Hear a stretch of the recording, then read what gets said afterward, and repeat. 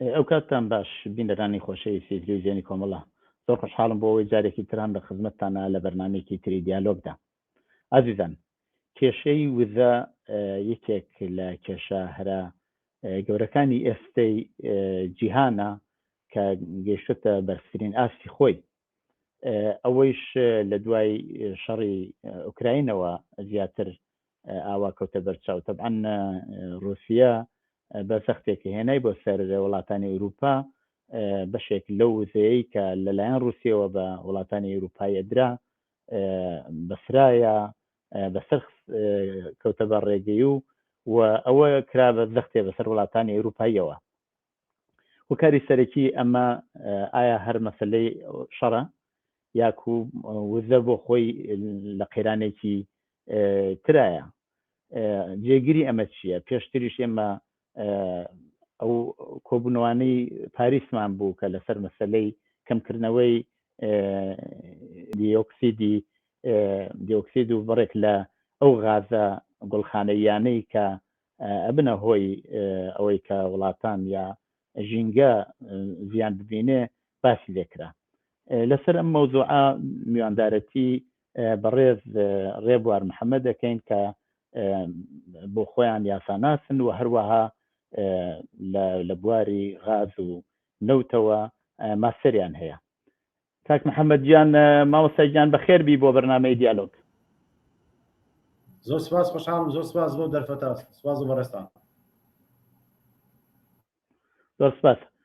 مامۆستای گیان، هەروە لە پێشەکێکە ئاماژەم پێکرد قەیرانێکی زۆر گەورە ئێستا لە ئاسی دنیا بە تایبەت لە وڵاتانی ئەوروپیا هەیە لە مەسەلەی وزە. هۆکاری سەرەکیەکەی چییە؟ تەبعەن ئەمە ئایا هەرگەڕێتەوە بۆ ئەو شەڕێەوە ئاماژەم پێکرد یا پێشتریشم ئەم قەیرانە هەر بووە؟ دووبارە زۆر سپاس بۆ ئەو دەرفەتە سڵاو لە بینەرانتان. دیارە ئەگەر بگەڕینەوە بۆ مێژووی جەنگەکان لە بابڵێن بەتابەتی لە ڕۆژهەڵاتی ناوەڕاست دەبینین لە پشت هەموو جەنگێکەوە بابەتی وزە هەیە. ئەگەر بە نمونە باسکەین جەنگی ئەفغانستانەوە بووکە یەکێتی سۆڤێت شوروی دەویست بۆریەکی نەوت بە ئەفغانستانە بەرەو دەریای هەند ببە، ئەو جەنگیان هەڵسان و تا ئێسش کۆتایی نهاتەوە. گەر بێتەوە بۆ بابڵین بۆ لیبیا دەبینین کە معەمەر قەزافی ویستی کە مەنزومەیەکی ئەفریقی دروستکا و لێوە نەوت بە دینارێکی ئاڵتونی کە خۆیان پیانەوت بفرۆشێت، ئەوە بوو ئەو دەدایان بەسەر هێناکە بینەوە. بۆ سووریا دەبینین دەیانویست بە لە قەتەرەوە بۆریکی غاز بە سووریا تێپا سەدام حوسێن پێش ڕووخانی ویستی بە یۆرۆ نەوت فرۆشێت، هەمان بڵێن چارەنووسی ئەوە بوو کە بینیمان. بۆیە ئەمە وەکو چەند نمونەیەک، بەڵام ئەگەر هەموو جەنگەکان لێک دێنەوە دەبینین لە پشتەوە جەنگی وزەیەوە. ئەم جەنگی وزەی ئێستای کە لە ئەوروپاوە دەستی پێ کردووە کە با بڵێن جەنگەکە لە نێوان ئوکراین و رووسیا دەستی پێ کردووە، بەڵام لە پشتەوە هۆکارەکەی جەنگی وزەیەوە ئەمریکا بۆ خۆی لە پشتی بابەتەکەەوە کارکتەری سەرەکیە کە دەیەوێت هەژمونی خۆی بەسەر ئەوروپا بسەپێنێ لە بواری رووسیا لەوە و هەروەها دوجار هەژمونی ئەمریکا بەسەر ئەمریکای لاتین و ئەوروپا و ڕۆژهەڵاتی ناوەڕاست بواری وزەوە بسەپێنێ و قۆناغ دەرکردنی رووسیا بەرەو باکووری ئاسیا، هەند و چین و ئەو ناوچانەیە. کەوات بە کوردی بابەتی سەرەکی جەنگەکە با بڵێن دەرکردنی هەژمونی رووسیا و کردنە دەرەوەی رووسیا لە ناوچەکە و خۆی لە ئۆکرانیا دەبینێتەوە و ئامانجی شەڕەکەش ئەوەیەکە جگە لە وزە هیلاکردنی رووسایەک بەوەی کە لە ڕووی ئابووریەوە داتە پێ و لە ڕووی مرۆییوە باڵێن زیانی پێ بگاوە تووشی چەندین کارەساتیکەن. بۆیە لە پشتی جەنگەکەی ئۆکرانیاوە ئەوروپا و بەتابەتی ئەمریکا لە پشتەوەی و ئامانجەکەش دیارە کە باسماکە وزەیە. بەڵێ مامۆستا، ئەگەر ئێمە هەر بەو پێ و ئەو قسانەوە بۆ خۆتان ئەو شتانە کە باستان کرد، ئەگەر وا بێت باشە ئەمریکا چۆن ئەو کێشە حەلەکە؟ ئایا بۆ خۆی توانایی ئەوەی هەیە کە ئەگەر رووسیا بخاتە پەراوێزەوە بۆ خۆی، ئایا ئەو توانایی هەیە کە وزەی ئەوروپا دابین بکات؟ بەڵێ لە ڕاستدا لە ماوەی کە لە مانگی دۆ جەنگە دەستی پێکردەوە بەردەوام ئێمە بە پێی ئەوەی کە پسپۆڕیمانێ لەو بوارە بەدوواچوو نەکەین و بە دوای نیاز و بەرنامەی ئەمریکادا دەگەڕێن بزانین چی ئەکات لە سەرەتاوە تا ئێسش بەردەوام لە هەوڵی ئەوەدایە جێگرەوەی نەوت و غازی رووسیا پەیدا بکە بۆ ئەوروپا چ لە وڵاتانی ئەفریقی چ لە ڕۆژهەڵاتی ناوەڕاست لە عێراق و لە سعودیە و ئیمارات و هەروەها گەڕانەوەی ئێران بۆ سەر ساحەی بڵێن ساحەی ئۆپێک بۆ هەناردەکردنی نەوت و لە چەندین شوێنی تریشەوە کە دەیانەوێت بڵێن غاز و نەوتی ئەوروپا دابین کەمە خۆشی تەنانەت لە دو هەڵوێستیان دەڵێ ئێمە ئامادەین بە هەموو شێوەیەک لە بواری هاوکاری پشتیوانی ئەوروپا ئێمە غاز دابینکەین بۆی کە ئەو زستانە سەختەی چاوەڕێکرێت ئەوروپا لێ دەرباسکەین بۆیە بەردەوام لە هەوڵایەوە بینیشمان کە جۆ بایدن سەرۆکی ئەمریکا هاتە عەرەبستانی سعودی و لەوێ کۆنگرەیەک بەسرا و داوای کرد کە بڕی نەوت هەنادەی نەوت یان بەرهەمهێنانی نەوت زیادکرێ بەڵام دوجار لەبەرەوەی سعودیە و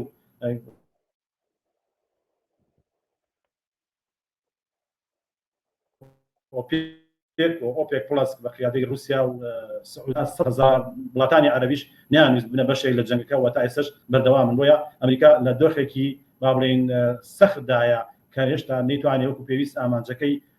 با بڵێن بەدەست بێنێ ئەوەی کە من تێگەیشتم بەدواچوونم کردوێت ئەم جەنگە لە سەرەتاوە رووسیا بەهێز دەبێت بەڵام لە کۆتایە جەنگەکە بە قازانجی ئەمریکا دەشکێتەوە بە بۆچوونی من هەر لە ئەمڕۆ کە با بڵێن نۆرد ستریم 1 کە دووبارە نەکراوەوە ئیشی نەکردەوە بۆ خۆی ئەمە بەشێکە لە سەرکەوتنی ئەمریکا چونکە و ئامانجی ئەوەیە کە نەوت و غازی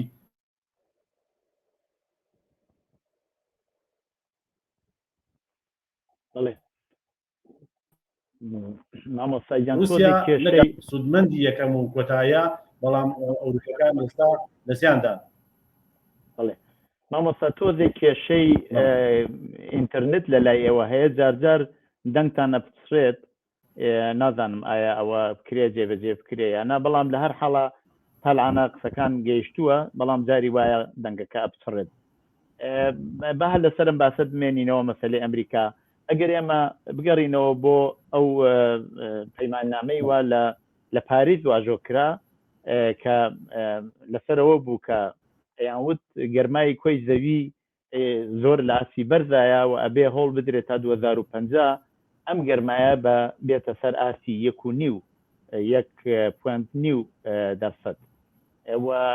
طبعا بۆ ئەوە بەشێکی زۆر لە وڵاتەکان ئەو پەیماننامەیان ئیمزا کرد و هەوت بۆ جۆرەش کە باسە کرێ بەشێکی هەرە زۆری ئەوەی کە ئەبێتە هۆی گەرمای زەوی کۆی زەوی ئەو نەوتە یاکو غازە یاکو ئەوەی وا پێوترێت وزەی فۆسیلی دەی چۆن ئەگەر وا بێ دیسان نەوت و غازە بێتەوە بۆ ئەو وڵاتانەی ئوروپایی زۆر هەوڵیان داوەکە ئەوە کەم بکەنەوە بەڵام ئێستاوا دیارە دیسان ڕۆکەنەوە نەوت و غاز بۆ ئەوەی کە بتوانن وزەی خۆیان دابین بکەن. لە ڕاستیدا جۆ بایدن سەرۆکی ئەمریکا لە هەڵمەتی هەڵبژاردنەکانی بەڵێنی ئەوەی دا کە گەروێت و سەرکەوێت بتوانێت حکوومەت تشکیلکا بێتە سەرۆکی ئەمریکا ئەوە ئەو قۆناغ بە قۆناغ هەوڵەدات کە کۆتایی بە بەکارێنانی نەوت بهێنرێەوە بگەڕێنە بۆ وزەی نوێکە لە خۆر و باوە بەتەوە هەروەها غازی دەپاڵیا بەڵام ئەو با بڵێن هەوڵانەی کە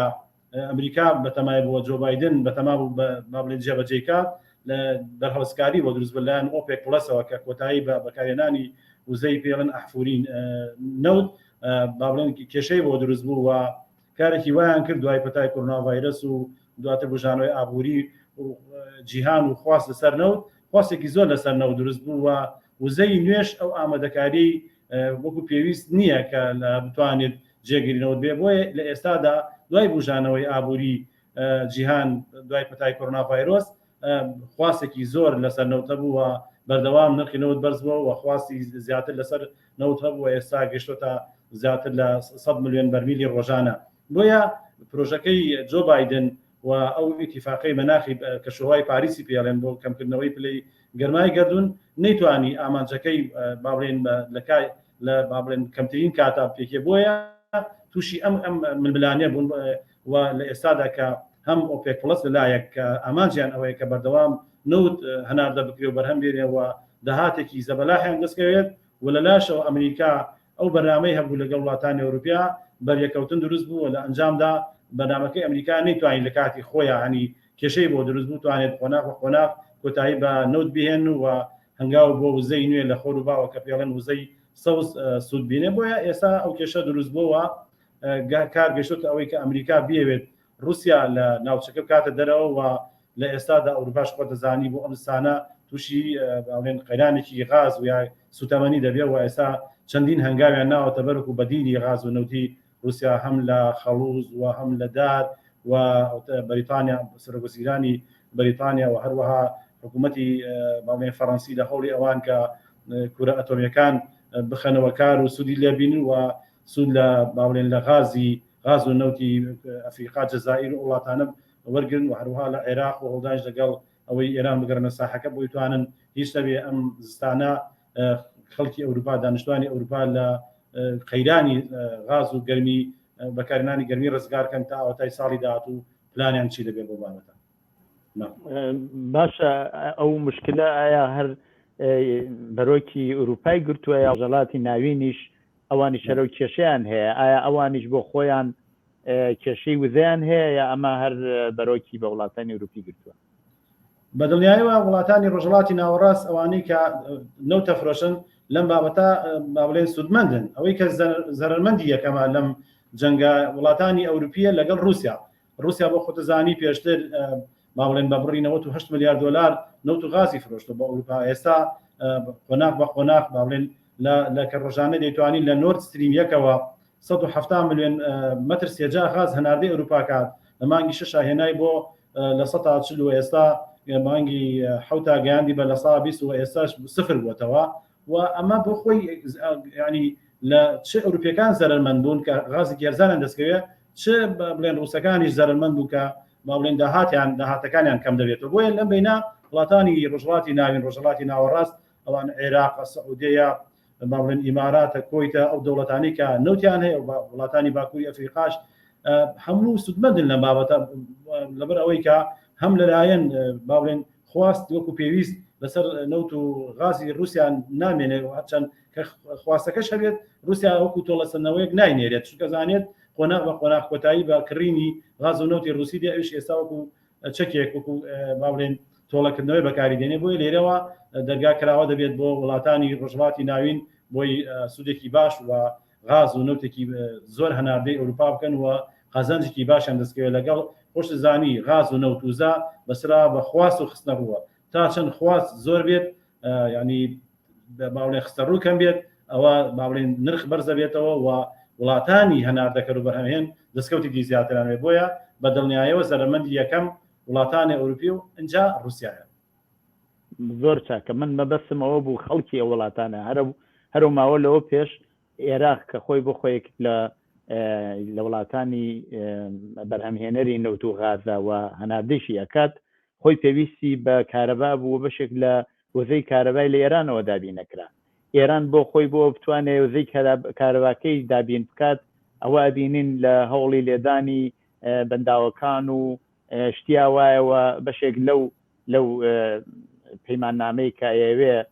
مەسەلەی بەرجام جێبەجێ کات و مەسەلەی ناوەکیەکە بەشێکی بەرهەمهێنەری کارەبایە ینی بۆ خۆی خەڵکەکەی طبعاً دیارە وڵاتەکان بەرهەمی نەوت و غازن بەڵام خەڵکەکان بخوان تووشی کێشەی وەزەنینەوانیش بەدڵنیایەوە ئەتوانین بابەتەوە کەینە دوو بەشەوە ئێمە وتوان ئەوانەی کە ئەم وڵاتانی کە هەناردەکەی نەوتن لە ڕووی فرۆ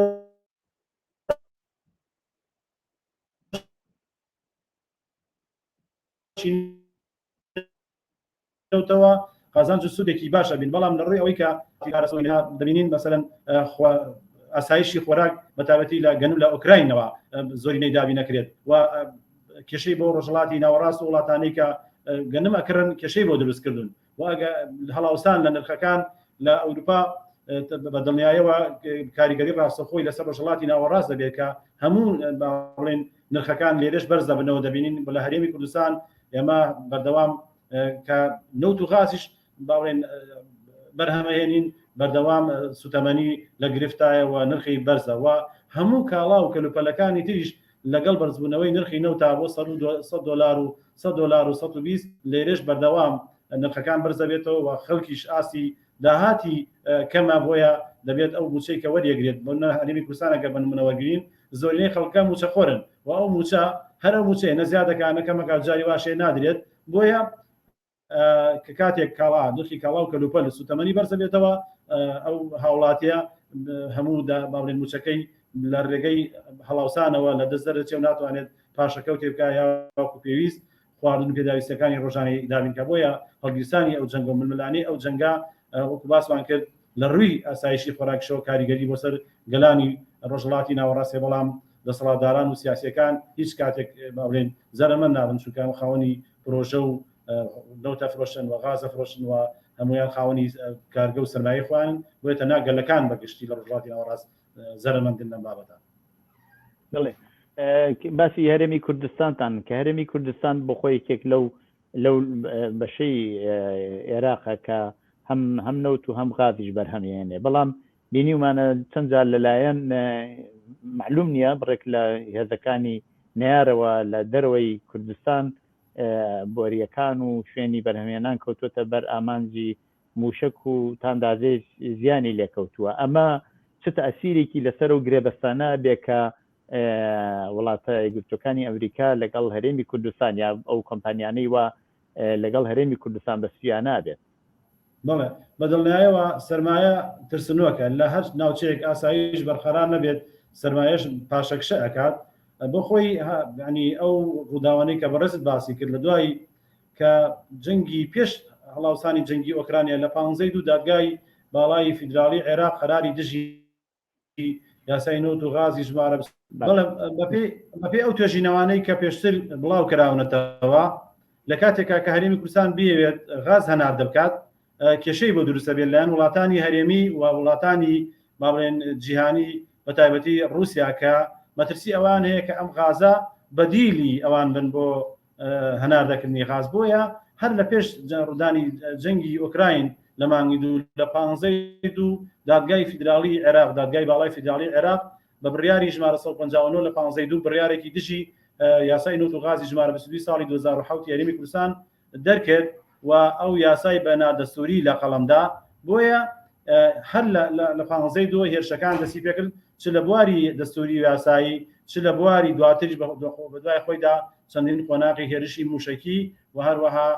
چ لە هەولێر و چ لە کێڵگەی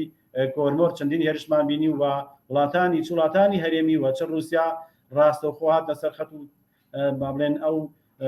بیرۆکەی یا ئەو هەوڵەی هەرێمی کوردستانیان بە مەترسی زانی بۆ سەر بەرژەوەندی ئابووری خۆیان کە هەرێمی کوردستان دەبێتە لە ئایندا دەبێتە بەدیلی جێگرەوەی غازەکەی ئەوان بۆیە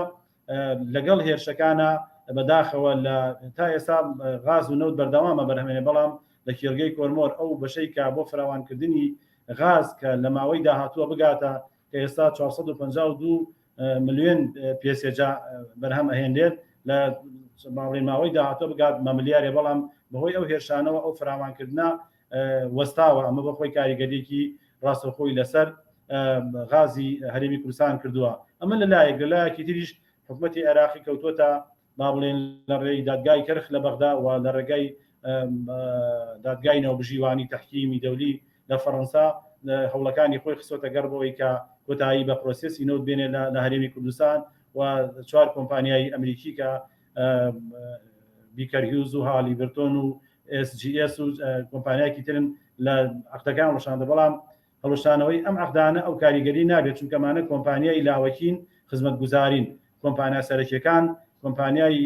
وانەی کە نەوتیان دۆزیوەتەوە و دەریان هێناوە هەناردەیان کردووە تا ئێستا بەردەوامن و هەرێمی کوردستان بەردەوامە لە بابڵێ هەناردەکردنی خۆی لە کاتێکە ئەگەر عێراق بەردەوام بێت لەسەر بابەتەکە ئەو کاتێ کێشەکە دەچێت بۆ ناوبژیوانی دادگای نێوبژەوانی نێودەوڵەتی لە فەڕەنسا و لە لەندەن یاخود لە واشنگتن و عێراقیش لە ساڵی 2011 پەیماننامەی واشنگتۆنی ئیمزا کردووە کە ناوەڕۆکەی ئەوەیە کە هەر هاوڵاتێکی بیانی لەگەر هەڵ دەوڵەتێک لە بواری وەبەرێنان نەوت بێ یا هەر بوارێکی تر بێت کێشەیەک دروست بێت دەبێت بڕۆن بۆ دادگای ناوبژیوانی بۆ ئەو سێ دادگایە چ واشنگتن بێت چ لەندەن چ پاریس شەکەی لایکەنەوە و لە ساڵی 2015 ئەم پەیماننامە چۆتە بواری جیاوازەکردنەوە بۆی عێراق ناتوانێت ڕاستەوخۆ با بڵین کۆتایی بەو گرێبەستانە بێنێت بەڵام سەرێشە و کێشە دروست دەکات و ئێستا تا ئێستا بابەتەکە بەردەوامە لایەکی ترشەوە ئەو گرێبەستانەی کە کراون لە هەرێمی کوردستان لە ناو گرێبەستەکانە لە بڕگەیەکیدا بە عەرەبی پێڵێن ثبات تەشریعی جێگری یاسایی ئەوە جێکراوەتە لایەن کۆمپانیاکەوانەوە مەبەستەکەش ئەوەیە کە هەر گۆڕانکاریێکی یاسایی دروست بێت چ لە هەرێمی کوردستان چ لە عێراق نابێت ئەم گرێبەستانە بگرێتەوە و ئەم گرێبەستانە بەم شێوەیە بەردەوام بۆیە دوو خاڵی گرنگ هەم دادگای ناوبژیوانی هەم ئەو جێگری یاسایەوە دەکات ئەم گرێبەستانە بەردەوام بن و هەرێمی کوردستان نەوتی خۆی فرۆشێ بەڵام وەکو باسمان کرد سەرێشە و ململانێ و ئەو دۆخی کە دەبینین بەردەوام عێراق لەگەڵ هەرێمەتی تا ڕادەیە کاریگەری دووسرە بەڵام کاریگەری با بڵێن گەورەی نەکردووە. بەڵێ کێشەکە بەشێکی ئەوەیە بەڵام بەشێکی شێوەیە کە بۆ خۆی عێراق لە باری سیاسیەوە تووشی قەیرانێکی گەورەیە بۆ خۆشتان ئاگدارن کە ئەوە تاڵانە یەک دوو جار پارلمان لەلایەن هەواداران و لایەنگرانی سەدرەوە داگیر کراوە و دەست بەسەرا گیراوە و ئێستش دوای ماوەیەکی هزگار زۆر دەوڵەتی ئەو دەوڵەتەی وا بێ دوای هەڵبژاردن بێتە سەرکار نهاتۆتە سەرکار لەباری یاساییەوە چنێک ئەم مەسلەی کێشەی غاز و نەوتە لە کوردستان بۆ ئەوە لە حکوومەتی فدراڵیە ئەمە جێبەجێ کرێ حکوومەتی فدراڵی بۆ خۆی تووشی کێشەیە شنێک کە توانێت ئەمە لەباری یاساییەوە کرێ ئینسان پێداچوونەوەی پێ بکات و سەرکەوتوو بێتە دەرەوە. ئەم دۆخە بۆچوونی من جیاواز لە بۆچوونی کەسانی تر ئەم دۆخەی بەغدا و بڵێن حکوومەتی عێراقی لە خازانجی هەرێمی کوردستانە بەشی لە ڕوانگەی با بڵێن مزەوە منێڵم چونکە تا عێراق سەرقاڵ بێت و کێشەیە نایپەرژێتە سەر پێشوو ماوەی 7 ساڵ ئینگلیزەکان چاوەڕێیان کرد کە باشووری کوردستان ئەو کاتەی سیاسەکانی کورد باسی ئینگلیز تێبگەن و بتوانن وزەکەی بدەنێ بەڵام بەداخەوە کورد نیت لەو ئاسا نەبوو توانێت با بڵێن ئیمتیازی نەوتی باشووری کوردستان بە ئینگلیزەکان داد هەر بۆیە لە ساڵی 1925 لە 1925 لیژنەیەک لە عەسبەت الئومەمەوە دێت و لەگەڵ مەلیک فەیسەڵ ئەو ئیتفاقیە دەکەن ئەگەر پیان دەڵێن بەڕاستەوخۆی ئەگەر ئیمتیازی نەوتی باشووری کوردستان بۆ ماوەی 75 ساڵ نەدەن بە بریتانیا ئەوە باشووری کوردستان دەلکێنەوە بە تورکیاوە بۆیە حکوومەتی عێراقی بە ناچاری ئەو گرێبەستە ئیمزاکە و دواتر یەکەم دەستوری عێراق دەچێتە بواری جێبەجێکردنەوە کەواتە هەر لە 100 ساڵی ڕابردوو تا ئێستا باشووری کوردستان ویلایەتی مووسڵ بە فرۆشراوە بە عێراقی عەرەبی بە ئیمتیازی نەوتەکەی خۆی بۆیە ئەم پێکەوەلکانی باشووری کوردستان ویلایەتی مووسڵ بە عێراقەوە پێکەوەلکانێکی نائاساییە و سروشتی نییە و زۆر تەواو جیاوازە بۆیە ئەم ململانێ هاتووە تاکو تا ساڵی 2005 و پەسەندکردنی دەستوری عێراقی کە لە کۆی 144 مادەی دەستوری 23 مادەیان بە ئاشکرا باسی مافەکانی کوردەکە و لە مادەکانی تریشە هەر باسی مافەکانی کوردەکە بۆیە دەستوری هەمیشەیەک لە هەر لە دوای پەسەندکردنیەوە دەوڵەتی عێراقی حکوومەتی فیدراڵی عێراقی کەوتم سیراعکردن ملانێکردن و تەجمیدکردنی یا ڕاگررتنی ئەم دەستورە و جێبەجێ نەکردنی هەر لە 2005 هەتاکو ئێستا تەنانەت نەک مادەیەکی بڕگەیەکشی جێبەجێ نەکراوە و هەمیشە ویسیانەوە دەستور با بڵێن ڕاگرن و کاری پێ نەکەن و تەجمیدیکەن بۆی کاما لە بەرژەوەندی هەرێمی کوردستانە دەبینین مادەی 112 بۆ یەکەم جار دوای 90 ساڵ 100 ساڵ هەرێمی کوردستان کوردی کردو بە شەریکی ڕاستەقینە لە ئیدارەدانی لە خاوەنددارێتی و ئیدارەدان و فرۆشتن و دابشکردنی داهاتەکەیە وەکو عەرەب لە عێراقا ئەوان ئەمەیان پێ قبول ناکرێەوە بە هەمان نەفەسی سەردەمی ڕژێمی پێشووی بەعس بیرەکەنەوە لە ڕووکەشا دەوڵەتێکی فیدراڵی بەڵام لە ناوەڕۆک و ئەخلێتە هەمان ئەخلێتە بۆیە مادەی 160 گەڕانەوەی کەرکووکی بە قودسی کوردستان و ناوچەکانی تری خانەقین تا شنگات و ئەو مادانی تشکە چارەنووسی کوردن و بەجێبەجێکردنی دەستور کورد گات بە بەشی زۆری ئاواتەکانی خۆی ئەوان هەلو کاتەوە ئەم دەستوریان با بڵێن تەجمید کرد و ڕەنگە توانیان هێشتووە جێبەجێ بێت بۆیە کورد بە ناچاری سوودی لە مادەی 112 دەستوری هەمیشەیی عێراق وەرگرت وەروا 115 کە توانی یاسای نەوت و غاز هەرێمی کوردستان دەرکا و دواتر کوردستان بکا بە 57 کێڵگەی نەوتیە و 57 گرێبەسی نەوتی ئەنجامدا لەگەڵ کۆمپانیاکان و لە با بڵێن خۆناغ بە خۆناغ نەوت هەناردەی دەرەوە بک بۆیە لە ڕووی یاسای و دەستوریەوە تەواو ئەم با بڵێن ئەم یاسای نەوت و غاز هەرێمی کوردستانە دەستوریە هەر بۆ بەڵگەیش کە لە 2007 ئەم یاسا دەرچووە 57 گرێبەسی پێکراوە لە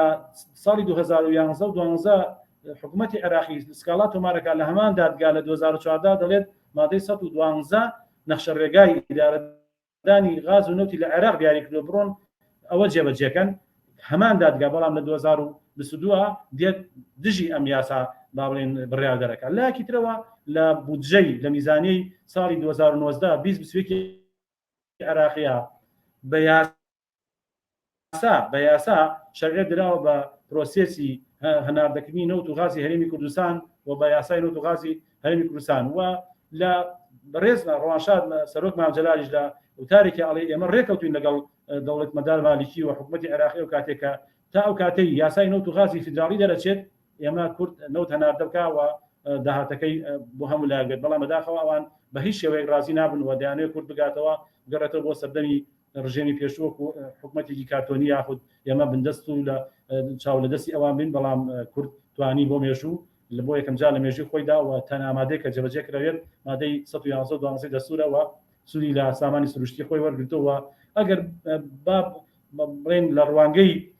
چ ئاین چ بڕیارەکانی نەتەوەی گرتوەکان چ پەیماننامەکان ئەگەر سەیری بڕیارنامەکانی نەتەوەی گرتوەکان بکەین لە خولەکانی ساڵەکانی 50 و 60ەکانە دەڵێ هەموو گەلانێک مافی ئەوانێ سوود لە سامانی سروشتی خۆیان وەرگرن و بەکاری بێن بە بژانوی ئابووری خۆیان ئەمە وەکو بڕیاری نەتەوەی گرتوەکان کە با بڵێن ڕێکخراوێکی نێو نەتەوەیە وەک پێویستە ئەوەی کە لەسەر زەوی لە ژێر زەوی هەیە ئەو گەلانە مورکی خۆیان و بەکاری بێن بەڵام نەتەوەیەکی و عەرەب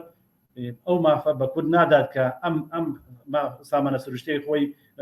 سوودی لێبینێت چ پەیماننامەی ئەفریقی چ پەیماننامەکانی تر هەمویان مافی سروشتی با بڵێن گەلانیان سەلمانوە لەسەر بەکارهێنانی سامانی سروشتی خۆیان ئەگەر بێتە بگەڕێن بە دەوڵەتە فیدراڵەکانیش چ ئەمریکا چ کەنەدا چ ئیماراتی عەرەبی متحیدە چ ئەو دەوڵەتانی کە فیدراڵین و سامانی سروشتی نەوت و غازیانێ هەر هەمویان دەسەڵاتیاندا بە حکوومەتە هەرێمیەکان کە بە تەواوی سامانی سروشتی خۆیان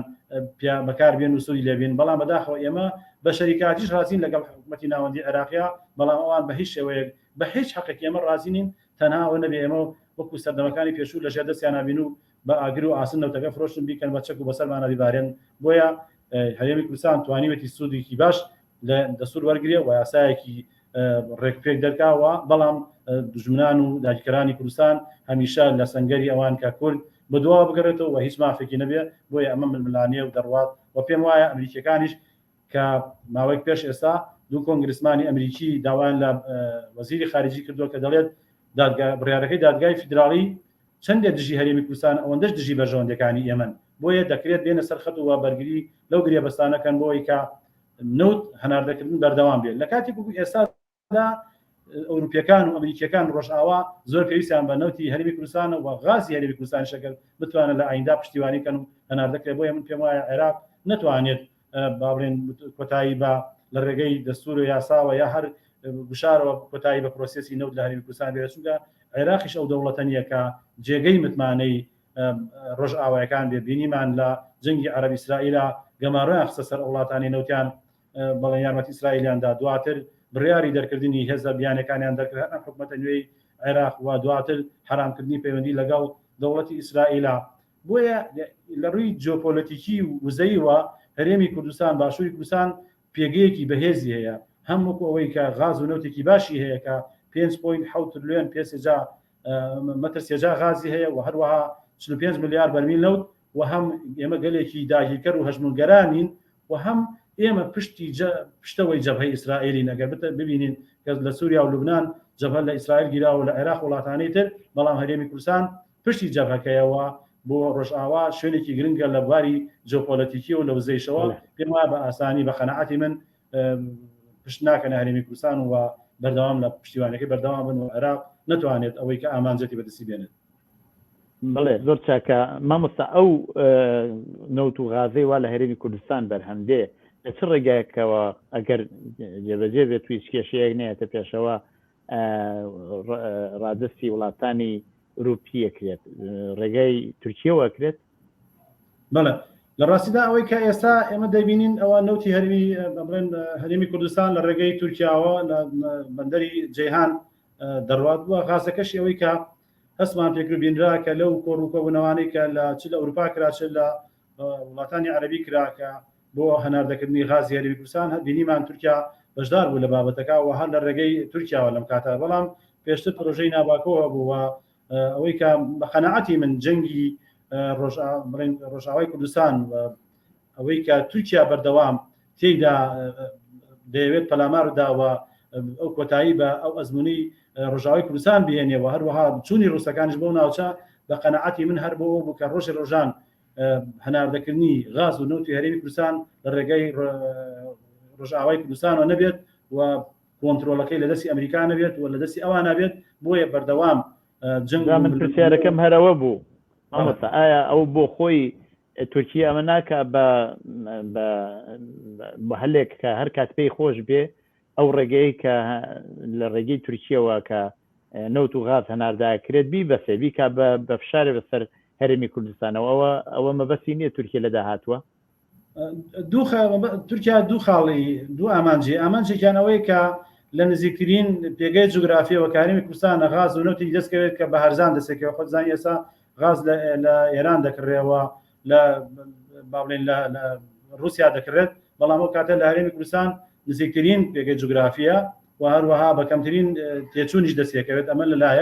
لەلایەک تیش خۆت باسەکرد وەکو کارتێکی سیاسی دژی ئەزمموی باشووری کوردستان دەتوانێت بەکاری بێنێ لە کاتی پێویستا کە ئەم هەرێمە بتوانێت هەنگاوێکی تر بەرەو پێشەوە بنێت بە دڵنیایەوە تورکیاش ئامانجی خۆیەوە ئەو جودەشی ئەو شەڕشی کە لە ڕۆژاوای کوردستانەکان هیچ مەبەستی کوردانی ڕۆژئاوانیە یا خاکی ڕۆژئاوانیە بەڵام ئەوەی کە لای گرنگەوەی کە ئەو ڕێگە بگرێت بۆی لە ئایندا ناتوانێت غاز و نەوتی باشووری کوردستان لەو ڕێگەوە بەرەو ئەوروپا بڕواوە تورکیا بەچوونی خۆیان ئەوەی کە من تێگەشتم مەترسی ئەوەیە کە پێگە جوگرافی و ئابووری و سیاسەکەی لەدەستدات لە ئەنجامی ئەو باڵێن گۆڕانکاریە ئەو ڕێچکە وزەیە کە ئەگەر بێت و لە ئایندا لە ڕۆژاوای کوردستانەوە هەناردەی ئەوروپا بکرێت بۆیە بە مەترسی خۆی زانیەوە تا پێش بکرێت باڵێن هەوڵەداوە هەموو ڕێگریەکان. بابینەوە سەر باسی سەرەکیەکەمان کە مەسلەی وزەیە لە ئاسی نێودەوڵەتی بە تایبەت ئەوروپا ئایا ئەو هەوڵانەوە ئێستا درێ ئەتوانێت کێشەی وزە لە زستانە جێبەجێ بکرێ یا وڵاتانی ئەوروپی زستانێکی زۆر سەختیان لە بەرامبەر خۆیان نابێ بۆ جۆرەکە لە هەواڵەکان ناباس کراوە پاشەکەوتی وزە گاز بە تایبەت لە وڵاتانی ئەوروپی تاکو 80 وردەیە لە سەدا و ئەوە ناتوانێت هەموو نیازەکانی ئەو وڵاتانی ئەوروپایە جێبەجێ بکە. ئایا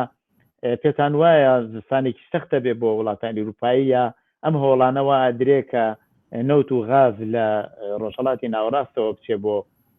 ئەوروپا ئەتوانێت تاکو زستان مشکلەکە حل بکە چۆنە بێمە؟ بەڵێ هەوڵەکان با بڵێن فرەلایەنەوە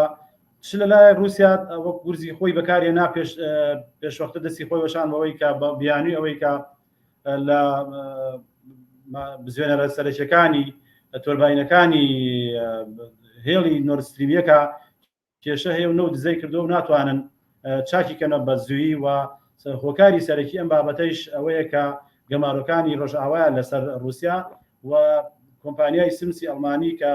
با بڵێن دەتوانێت هاوکار بێ لە چاکردنەوەیە بەڵام هەم کۆمپانیاکە ئەوەی ڕاگەاندووە کە ئەوان هیچ شتێکیان پێ ڕێگان نەگەنراوە هەم وڵاتانی ئەوروپیش ئەمە بە چەکی دژی خۆیان دەزان ئەمە لەلایەن رووسیا و لایەکی ترەوە کە با بڵێن ئەوەی کە هەوڵەکان هەمومان دەزانێت خۆش باسی کرد تا ئێستا توانیانە تا 180 زیاتر با بڵێن سوتەمەنی غاز هەڵبگرن کۆگا بکەن بۆ زستانە ئەوەی کە